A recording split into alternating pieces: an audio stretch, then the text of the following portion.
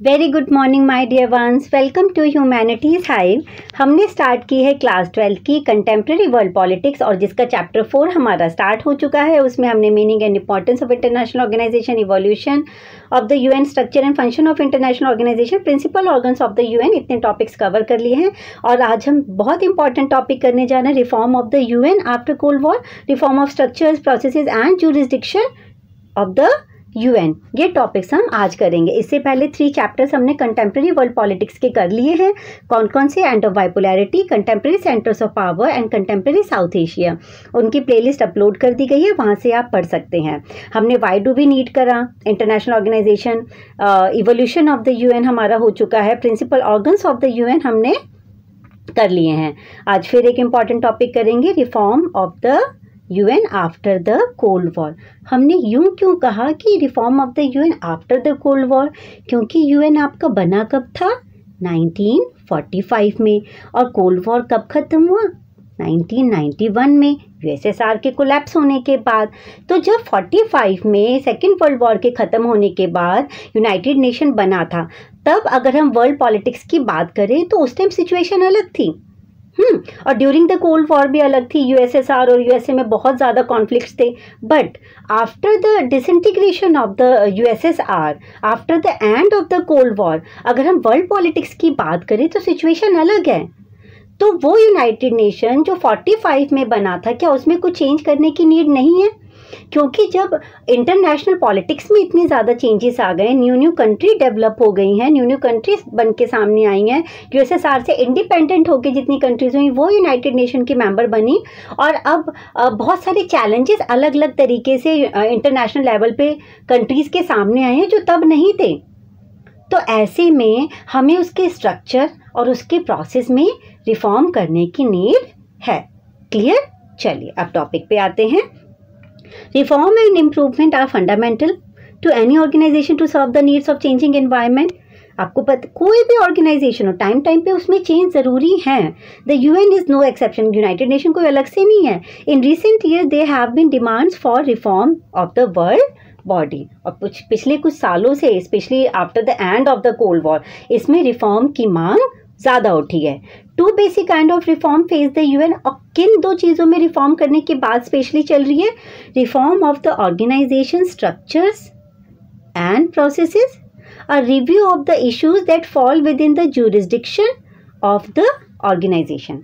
उसका स्ट्रक्चर, उसके जो प्रोसेस है उसमें रिफॉर्म करने की नीड है, और यूनाइटेड नेशन के ज्यूरिसडिक्शन में रिफॉर्म करने की नीड है कि उस ऑर्गेनाइजेशन के अंडर कौन कौन से इश्यूज, कौन कौन से प्रपोजल आ सकते हैं, किन किन क्राइटेरिया पे वो काम कर सकती है। फिर वो चाहे एनवायरमेंटल हो, कि क्या उसका ज्यूरिसडिक्शन सिर्फ पीस एंड वॉर तक ही रहना चाहिए या उसे अदर इश्यूज पे भी ध्यान देना चाहिए। फिर वो चाहे हेल्थ हो, चाहे एनवायरमेंटल डिग्रेडेशन हो, चाहे ग्लोबल वार्मिंग हो या एपिडेमिक्स हो, अदर इश्यूज पे भी ध्यान देना चाहिए।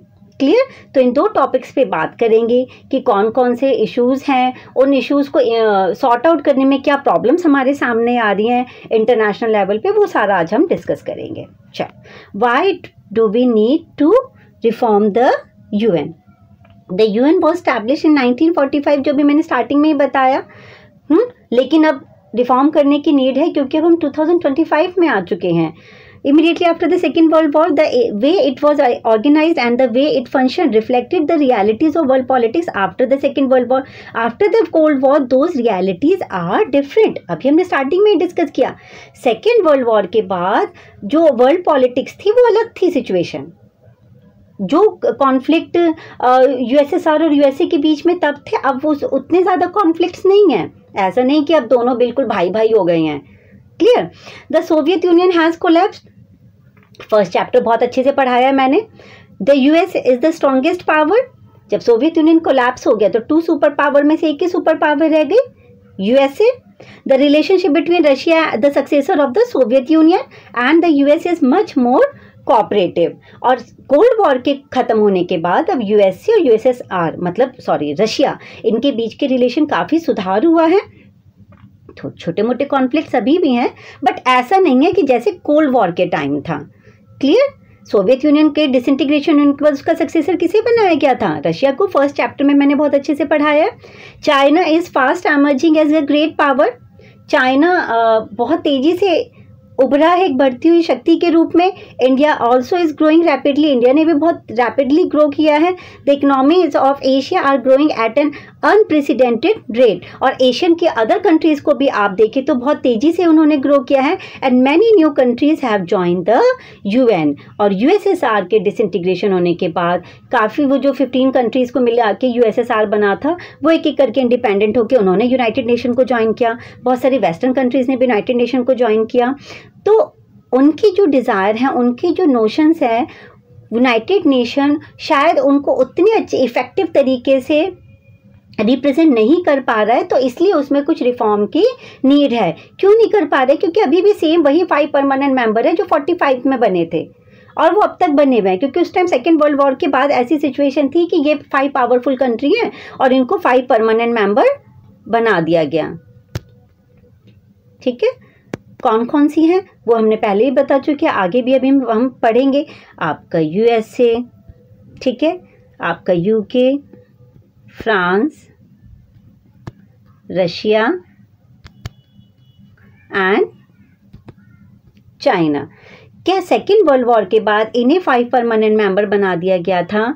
क्या अब 2025 की अगर हम बात करें, क्या अभी भी यही 5 परमानेंट मेंबर होनी चाहिए? क्या 5 परमानेंट मेंबर को हमें और ज़्यादा एक्सपेंड करना चाहिए कि नहीं करना चाहिए, या इनकी वीटो पावर को अबॉलिश करना है या नहीं करना है? वही सारा आज हम डिस्कस करेंगे। Why do we need to reform the UN? ये सारे पॉइंट्स क्लियर हो गए। चलो आगे बढ़ते हैं। 1 more point I think left. A whole new set of challenges confront the world: civil war, ethnic conflict, terrorism, nuclear proliferation, climate change, environmental degradation and epidemics. बहुत सारे चैलेंजेस वर्ल्ड के सामने आए हैं जो पहले नहीं थे। सिविल वॉर हो रही है कंट्रीज़ में, एथनिक कॉन्फ्लिक्ट्स हो रहे हैं, जैसे श्रीलंका का भी हमने पढ़ा था, सिंगालीस और तमिल के बीच में। टेररिज्म एक बहुत बड़ा मुद्दा है। Nuclear proliferation, climate change, environmental degradation, epidemics, Covid जैसी एपिडेमिक्स आ रही हैं, या एनवायरमेंटल डिग्रेडेशन बहुत ज़्यादा हो रहा है, क्लाइमेट चेंज हो रहा है ग्लोबल वार्मिंग की वजह से। ये सब ऐसे इश्यूज़ हैं जिन पे यूनाइटेड नेशन जैसी ऑर्गेनाइजेशन को काम करने की ज़रूरत है। पहले सिर्फ क्या था कि सिर्फ पीस और वॉर, सिक्योरिटी, इन सब पे ही ध्यान देना है, लेकिन अब जो यूनाइटेड नेशन का जो एरिया है काम करने का, वो बहुत बहुत ज़्यादा ब्रॉड हो गया है। कंट्रीज़ के डेवलपमेंट में हर फील्ड में यूनाइटेड नेशन ध्यान दे रहा है, चाहे वो जनता की हेल्थ की बात हो, चाहे उनके एजुकेशन की बात हो, चाहे एनवायरमेंटल डिग्रेडेशन की बात हो, चाहे क्लाइमेट चेंज की बात हो, चाहे टेररिज्म की बात हो। ओके, तो इसलिए हमें यूनाइटेड नेशन में रिफॉर्म करने की नीड है। चलो अब हम आते हैं रिफॉर्म ऑफ स्ट्रक्चर्स।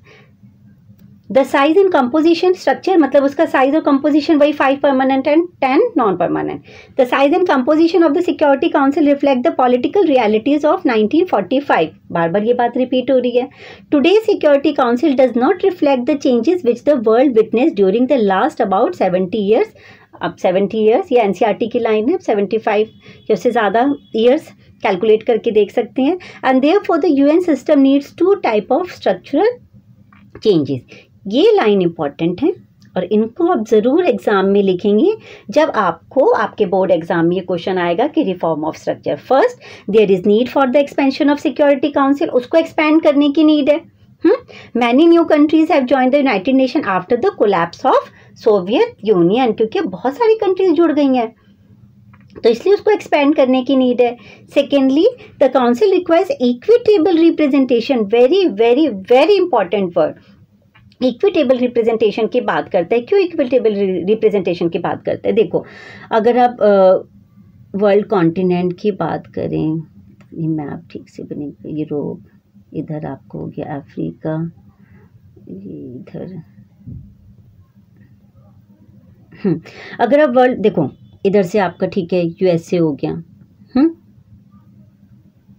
ठीक है, इधर से आपका यूरोप भी, फ्रांस भी, रशिया भी, ये सब यूरोप से हो गए। यहाँ लिख देती हूँ यूरोप, फिर आपका फ्रांस, रशिया, ये सारी यूरोपियन कंट्रीज हो गई। अगर आप एशियन कॉन्टिनेंट से बात करें तो ओनली चाइना, राइट, सिर्फ चाइना है। आप देखो अफ्रीका से कोई नहीं है, साउथ अमेरिका कॉन्टिनेंट से कोई भी नहीं, एक सिंगल कंट्री भी नहीं है परमानेंट मेंबर में। तो क्या ये इक्विटेबल रिप्रेजेंटेशन है? नो। तो हम यहाँ पे इक्विटेबल रिप्रेजेंटेशन की बात कर रहे हैं कि अकेले यूरोप कॉन्टिनेंट से आपकी फ्रांस, रशिया और ब्रिटेन है, ठीक है। एशिया से सिर्फ चाइना है। अफ्रीका और लैटिन अमेरिका से बात करें तो एक सिंगल कंट्री परमानेंट मेंबर में नहीं है। तो यहाँ से भी एक एक कंट्रीज़ को होना चाहिए, चाहे वो साउथ अफ्रीका हो, चाहे वो अर्जेंटीना हो, ब्राज़ील हो, जो भी जैसी जो पावरफुल कंट्री हैं इस time. The council requires equitable representation, that is it needs to be made more representative. The permanent members do not represent the majority of world population. Europe is overrepresented. अभी show किया मैंने कैसे represented है, because Russia, France and Britain Europe से ही है, because 3 countries from Europe, Britain, France and Russia and have permanent seats in the security council. ये मैंने map के थ्रू आपको समझाने की कोशिश करी, वही सारी बातें इसमें लिखी हुई हैं।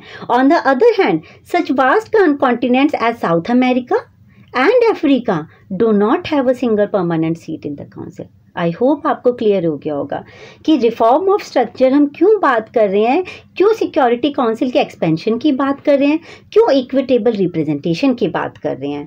क्लियर? ये दोनों पॉइंट्स बहुत इंपॉर्टेंट है और आप एग्जाम में ज़रूर लिखेंगे। देखो कुछ पॉइंट्स हमें बहुत ज़्यादा राम कहानी नहीं लिखनी है, लेकिन जो की वर्ड्स हैं, जो वेटेज देते हैं आपके आंसर को, वो लाइंस और उन वर्ड्स का हमें यूज़ करना है। चलो, और अंडरलाइन हाईलाइट पे एग्जाम में ज़रूर करना है। मैं बहुत सजाने को नहीं कह रही हूँ, आप लिख रहे हो कंटिन्यू उसी से अंडरलाइन करते चलो। China is the only Asian country among the permanent members, अभी डिस्कस कर चुके हैं। How can the world largest democracy India be excluded? India को आप कैसे डिक्लाइन कर सकते हो from a permanent seat in the security council? Both Germany and Japan contribute more to the UN funds than Russia, China, Britain and France put together. Germany, Japan की बात करो तो अच्छा खासा कंट्रीब्यूशन देते हैं। यूएसए के बाद अगर सेकंड नंबर पे कोई फंड देता है तो वो जापान दे रहा है। तो वो क्यों नहीं है परमानेंट मेंबर? इंडिया जो कि पावरफुल कंट्री है, मिलिट्री में देखा जाए, इकोनॉमी में देखा जाए, अब तो इकोनॉमी में भी बात करें तो 4th लार्जेस्ट इकोनॉमी है, मिलिट्री में भी बात करें तो 4th मिलिट्री पावर है वर्ल्ड में। तो इंडिया भी दावेदारी रखती है परमानेंट मेंबरशिप होने की। And their aspiration for permanent seats in the security council is quite justified, बिल्कुल जेन्युइन डिमांड है। And it is important for us to note that, हाँ ये तुम्हें पता होना चाहिए कि पहले परमानेंट और नॉन परमानेंट 11 थे और अब वो 15 कर दिए गए थे। कब? 1965 में। लेकिन जो परमानेंट मेंबर्स हैं वो आज भी एज इट इज़ हैं, जो 45 में बने थे तभी भी 5 थे और आज 2025 तक हम पहुँच गए तो भी वो वही सेम 5 परमानेंट मेंबर हैं। क्लियर? चलो, 2 पॉइंट यहाँ पे हमने डिस्कस किए। एक तो इक्विटेबल रिप्रेजेंटेशन की बात करी और सिक्योरिटी काउंसिल को एक्सपेंशन की बात करी। अब आते हैं reform of processes, question of veto power. It means वहाँ पे जो भी प्रपोजल रखे जाते हैं या कोई भी डिसीजन लेने होते हैं इंपॉर्टेंट, तो जितने भी नॉन परमानेंट मेंबर्स हैं और जनरल असेंबली के मेंबर और सिक्योरिटी काउंसिल के मेंबर, परमानेंट मेंबर, वो सब मिलकर डिसीजन लेते हैं। लेकिन अगर उस प्रपोजल को किसी को पास करने से रोकना है या जो उसके फेवर में नहीं है तो उस वीटो का यूज़ करके या नेगेटिव वोट का यूज़ करके वो क्या करेगा? उस प्रपोजल को पास होने से रोक देगा। ओके, तो ऐसे में कहीं ना कहीं जो नॉन परमानेंट मेंबर्स हैं या जो अदर कंट्रीज़ हैं उनके लिए ये कहीं ना कहीं उनकी डिज़ायर को यूनाइटेड नेशन रिफ्लेक्ट नहीं करता है। ओके, सॉरी फॉर दैट, पता नहीं कैसे टाइप हो गया। चलो, on the reform of structure and processes the biggest discussion has been on the functioning of the security council, कि किस तरीके से सिक्योरिटी काउंसिल काम करती है।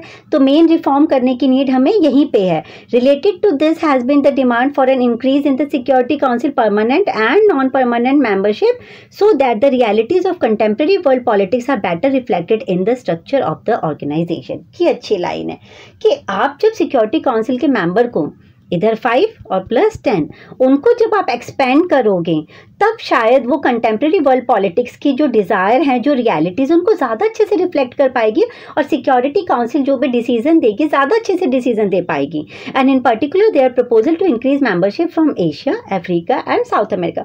और खुल के अगर बात करें तो सीधी सीधी बात है कि एशियन कंट्रीज़ में, अफ्रीकन कंट्रीज़ में और साउथ अमेरिकन कंट्रीज़ में भी उन कॉन्टिनेंट की कुछ कंट्रीज़ को वहाँ पर परमानेंट मेंबरशिप में मौका देना चाहिए।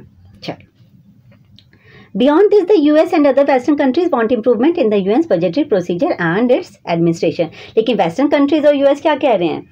जो नॉन परमानेंट मेंबर है अदर कंट्री वो तो चाहते हैं कि हम परमानेंट बने, और वेस्टर्न कंट्रीज कह रहे हैं कि नहीं, बजट में कंट्रीब्यूशन और बढ़ना चाहिए, उसके एडमिनिस्ट्रेशन में और ज़्यादा इम्प्रूवमेंट होनी चाहिए। तो सबकी अपनी अपनी डिज़ायर हैं, सब अपने अपने एडवांटेज के अकॉर्डिंग सोचते हैं। The reform of structure and processes, अब इसकी शुरुआत कहाँ से हुई? हमने अभी स्टार्टिंग किया कोल्ड वॉर के बाद। तो 1992 में कौन थे general secretary? Boutros Ghali. Boutros Ghali. तो वो क्या लेके आए? वो एक रिजोल्यूशन लेके आए कि, और उस रिजोल्यूशन में 3 कंप्लेंट सामने आई कि इन चीज़ों में हमें इन मुद्दों पे सुधार करने की नीड है। पहला, the security council no longer represent contemporary world politics. बिल्कुल ठीक बात है कि सिक्योरिटी काउंसिल जो है वो वर्ल्ड पॉलिटिक्स को अच्छे से रिप्रेजेंट नहीं कर रही है। Its decisions reflect only western values and interest and are dominated by a few powers. जब वीटो पावर उन वेस्टर्न कंट्रीज़ के पास है, उन 5 परमानेंट मेंबर कंट्रीज़ के पास है, तो जो भी डिसीजन लिए जाएंगे, जो भी प्रपोजल रखे जाएंगे, वो उनके इंटरेस्ट को ध्यान में रख के दिए जाएंगे। क्लियर? और इसके थ्रू वो कहीं ना कहीं अदर कंट्रीज़ को डोमिनेंस करती है और अपनी पावर का मिसयूज़ करती हैं। इट लैक्स इक्विटेबल रिप्रेजेंटेशन, और इस वजह से कहीं ना कहीं यूनाइटेड नेशन में इक्विटेबल रिप्रेजेंटेशन नहीं है। And in view of this growing demands for the restructuring of the UN, और इसलिए यूनाइटेड नेशन को रीस्ट्रक्ट करने की नीड है। On 1 January 1997 the UN secretary general Kofi Annan initiated an inquiry into how the UN should be reform. देखो, Boutros Ghali ने 3 complaint रखी कि हाँ ठीक है, इन चीज़ों में सुधार करने की नीड है। उसके बाद उनका जो टेन्योर था वो ख़त्म हुआ।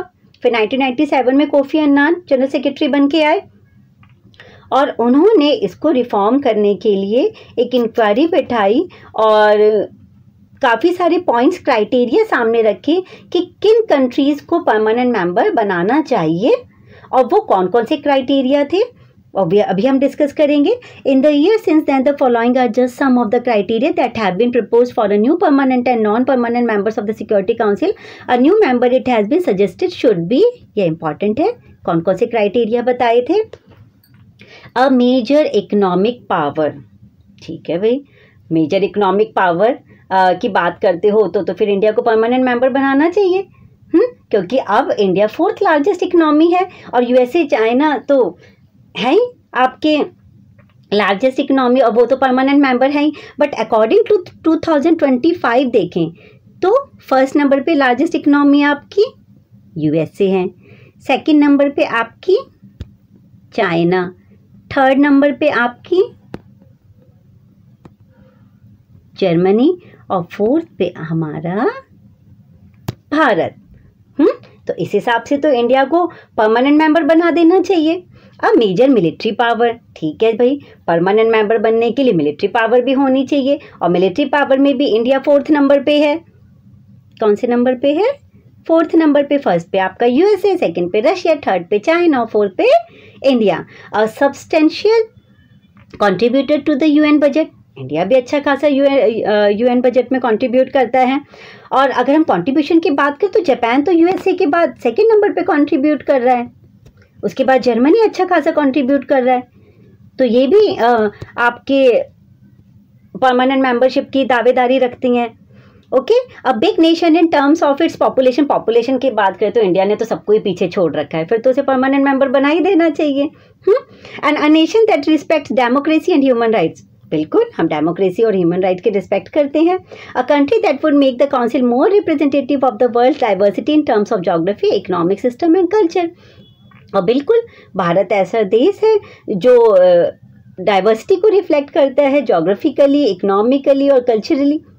ओके, तो अगर हम ये सारे क्राइटेरिया देखें तो इंडिया तो सारे क्राइटेरिया कंप्लीट कर रहा है। तो ये क्राइटेरिया कब दिए गए थे? 1997 में बाय द यूनाइटेड नेशन, जब कोफी अन्नान जनरल सेक्रेटरी थे। क्लियर हो गया? बुतरस घाली के टाइम कुछ पॉइंट्स रखे गए, कुछ कंप्लेन रखी गई, कुछ कमियां बताई गई और 1997 पे उनको इम्प्लीमेंट करने के लिए, उन पे सुधार करने के लिए ये कुछ क्राइटेरिया बताए गए। इतना क्लियर हो गया? ठीक है, चलो आगे बढ़ते हैं। डिफ़िकल्टीज इन्वॉल्व, ठीक है, उन्होंने क्राइटेरिया बता दिए, सजेशन भी दे दिए, क्राइटेरिया भी बता दिए, बट क्या रियल में इनको इम्प्लीमेंट करना इतना आसान है? नो। क्या परमानेंट मेंबर चाहेंगे कि सिक्योरिटी काउंसिल के परमानेंट मेंबर को और ज़्यादा एक्सपेंड किया जाए या उनकी वीटो पावर को एबॉलिश किया जाए? नो। क्या डिफिकल्टीज आ रही हैं प्रोसेस और स्ट्रक्चर को रिफॉर्म करने में? Currently only 5 permanent members enjoy the veto power. Because of this power the security council functioning and Prestige have decline. The cold war had very much increase the use of this power. उन्हीं 5 के पास veto power है और कहीं ना कहीं security council की Prestige इससे decline होती है, क्योंकि कितनी बार उन्होंने अपनी पावर का मिसयूज़ किया है. मैंने आपको लास्ट क्लास में बताया था, रशिया ने 129 टाइम्स, यूएसए ने 88 टाइम्स, यूके ने 29 टाइम्स वीटो पावर का यूज़ अब तक कर चुके हैं. और कोल्ड वॉर के टाइम तो बहुत ज़्यादा यूज़ हुआ है वीटो पावर का, और जिससे कहीं ना कहीं उनकी पावर बहुत ज़्यादा बढ़ी है और कॉन्फ्लिक्ट्स भी कंट्रीज़ के बीच में बढ़े हैं. तो non permanent members are in an unprivilege position. और अगर नॉन परमानेंट की बात करें तो उनके पास तो वीटो पावर है ही नहीं, तो वो अनप्रिविलेज पोजीशन में है. And the question of it too has always been controversial among small states and middle power. और जो जितने भी छोटे देश हैं या मिडिल पावर हैं, उनके लिए ये मुद्दा हमेशा कंट्रोवर्शियल ही बना है, जिसमें आज तक सुधार नहीं हुआ है. While there has been a move to abolish or modify the veto system. या तो वीटो पावर को एबॉलिश कर दिया जाए या उसको थोड़ा मॉडिफाई किया जाए, अदर कंट्रीज़ को परमानेंट बनाकर उनको भी वीटो पावर दी जाए, या उसको यूज़ करने के तरीके में कुछ चेंजेस लाए जाए, जो भी. And there is also realisation that the permanent members are unlikely to agree to such a reform. और क्या परमानेंट मेंबर चाहेंगे कि वीटो पावर को ख़त्म किया जाए या उसमें कुछ चेंज करे जाए या परमानेंट मेंबर्स को और ज़्यादा एक्सपेंड किया जाए? बिल्कुल भी नहीं चाहेंगे, क्योंकि इससे कहीं ना कहीं उनकी पावर कम हो जाएगी. क्या चाइना चाहेगा कि इंडिया को वीटो पावर मिल जाए? क्या इधर से पाकिस्तान चाहेगा, बेशक वो परमानेंट मेंबर नहीं है, कि इंडिया को वीटो पावर मिले? बिल्कुल नहीं चाहेगा. एंड ऑल्सो द वर्ल्ड में not be ready for such a radical step even though the cold war is over. Cold war के ख़त्म होने के बाद भी हम अभी भी इस स्टेप को या इसमें रिफॉर्म करने के लिए अच्छी तरीके से रेडी नहीं हुए हैं. Resolving the veto issue has proven impossible दस सो फार. और ऐसा लगता है कि वीटो पावर का ये मुद्दा हमेशा कंट्रोवर्शियल ही रहेगा और रिजॉल्व अब तक तो नहीं हुआ है, आगे का पता नहीं. No agreements on criteria to determine who would get new permanent seats. और ये भी तो नहीं डिसाइड है कि किन कंट्रीज़ को परमानेंट सीट बनाया जाए, परमानेंट मेंबर बनाया जाए, sorry. The working group suggested the criteria to determine which state should be made permanent member. Each of these criteria has its utility and shortcoming. ठीक है, उन्होंने क्राइटेरिया बता दिए कि ये क्राइटेरिया अगर पूरा करते हैं तो वो कंट्रीज परमानेंट मेंबर बन सकते हैं. बट हर कोई इसे अपने हिसाब से देख रहा है, कुछ इसकी यूटिलिटी शॉर्टकमिंग्स हैं. For example, it is not necessary that a country which has economically become a super power is also very powerful military. Japan has emerge as an economic giant but militarily Japan is not a powerful nation. बिल्कुल ठीक बात है. Japan की अगर बात करें economically note और बहुत बड़ी पावर है, बट मिलिट्री पावर में क्या वो पावरफुल है? नो. तो वो परमानेंट मेंबर कैसे बन सकते हैं? मतलब सारे क्राइटेरिया कंट्री कैसे फुलफिल कर पाएगी? Respect for human rights and democracy was a laudable objective, but countries with better record as protectors of human right than China have had no permanent representation in the security council as yet. आप human rights की बात कर रहे हो, democracy की बात कर रहे हो कि ठीक है, जो ह्यूमन राइट्स को ज़्यादा इफेक्टिव तरीके से, जहाँ पे ह्यूमन राइट्स का ध्यान रखा जाता है, डेमोक्रेसी को इम्प्लीमेंट किया जा रहा है, वो कंट्री परमानेंट मेंबरशिप की दावेदारी रखती है. लेकिन अगर चाइना की बात करें तो चाइना से अच्छे ह्यूमन राइट्स का रिकॉर्ड और डेमोक्रेसी का रिकॉर्ड अदर कंट्रीज़ भी हैं जो परमानेंट मेंबरशिप मेंबर नहीं है. Animosity and distrust stop the nation from reforming the security council. और सबसे बड़ी बात, कंट्रीज़ में आपस में एक दूसरे में बैर है और ट्रस्ट नहीं है. कोई चाहता है कि वो कंट्रीज़ परमानेंट ना बने, सारी कंट्रीज़ एक दूसरे को मतलब परमानेंट बनने से रोकना चाह रही हैं. Pakistan for instance knows that India could become a permanent member of the security council. कि बन सकता है इंडिया परमानेंट मेंबर, कि पाकिस्तान चाहेगा कि इंडिया परमानेंट मेंबर बने. देखो, Pakistan does not want any change in the structure of the security council. और इस वजह से पाकिस्तान बिल्कुल भी नहीं चाहता कि सिक्योरिटी काउंसिल में कुछ भी चेंज हो. जैसा चल रहा है सही चल रहा है, ठीक है. यही 5 परमानेंट मेंबर हैं, यही ठीक है. चाइना इधर से बिल्कुल नहीं चाहेगा कि इंडिया परमानेंट मेंबर बने एशियन कॉन्टिनेंट में से। And there are at least 3 African countries, Nigeria, Egypt and South Africa and Brazil from Latin America aspiring to become permanent member. और सिर्फ इंडिया ही नहीं, अगर आप अफ्रीकन कंट्री से बात करें, यहाँ से भी कुछ कंट्रीज परमानेंट मेंबरशिप के लिए डिज़ायर रखती हैं। और आप लैटिन अमेरिका से बात करें तो ब्राज़ील जैसी कंट्री जो बड़ी powerful, economically military powerful country, वो भी परमानेंट मेंबरशिप की दावेदारी रखती हैं। तो ये जो मुद्दा है, ये कंट्रोवर्शियल मुद्दा है जिस पे कंटिन्यू डिबेट चल रही है, लेकिन स्टिल अब तक उसमें कोई चेंज नहीं हुआ है। ओके, चलो अब आते हैं jurisdiction of the UN. Jurisdiction of the UN के अंडर हम क्या क्या कौन कौन सी टर्म्स पे ध्यान देंगे। फॉर एग्जांपल ऐसा कि यूएन क्या सिर्फ वॉर और पीस पे ही ध्यान देगा, या उसके ज्यूरिसडिक्शन के अंडर और भी मुद्दे आ सकते हैं। फिर वो चाहे एनवायरनमेंट को लेकर हो, चाहे एजुकेशन को लेकर हो, हेल्थ को लेके हो, ओके, तो हमें या ह्यूमन राइट्स को लेके हो, एथनिक कॉन्फ्लिक्ट्स को लेके हो, टेररिज्म को लेके हो।